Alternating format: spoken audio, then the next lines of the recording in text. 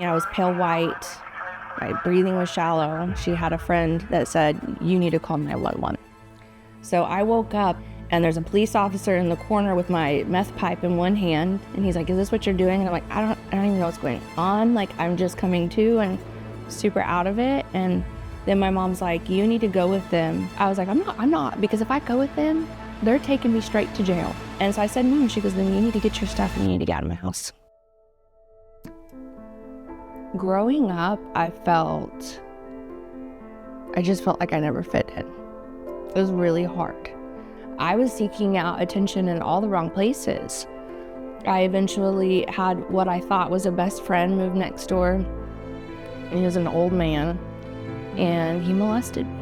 So after that, everything escalated. That was at 12 years old. By 14, I was sneaking out and drinking, and I was smoking marijuana. By 15, I was doing cocaine and ecstasy. By 18, I was addicted to meth, and I found a doctor who would prescribe me whatever I wanted. So I was on all kinds of pain pills and Adderall and Xanax. Then I realized that I could sell all of this on the streets and make a lot of money. And I wanted to get off of drugs, but I couldn't. I would spend many a nights, high as all get out, on my laptop just searching how to get off meth, how to get free from drugs. But there was a lot of moments where I thought, this is what I deserve. And I just felt so hopeless. Didn't think that I was capable of having a better life. I didn't want to live anymore, and so I took a few what I thought was Xanax, and it was laced with something. So I woke up and IMSA is surrounding my bed.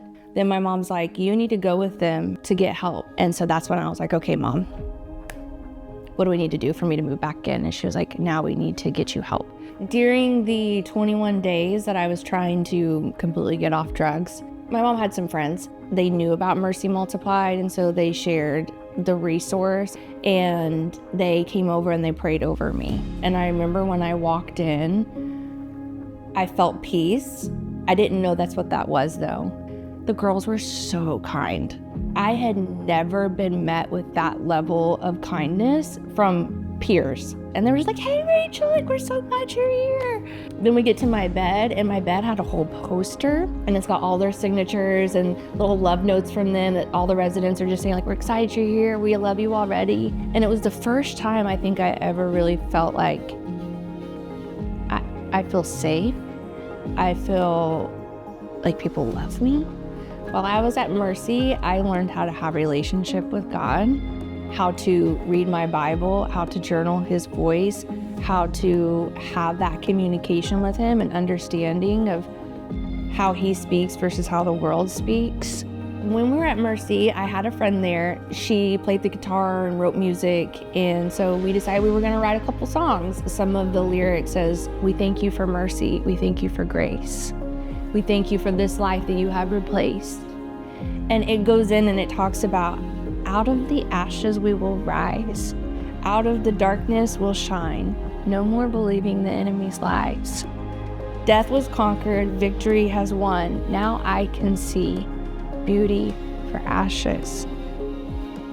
My life after Mercy is completely different. Like, I'm a completely different person. I am full of the joy of the Lord. I now have a relationship with Christ.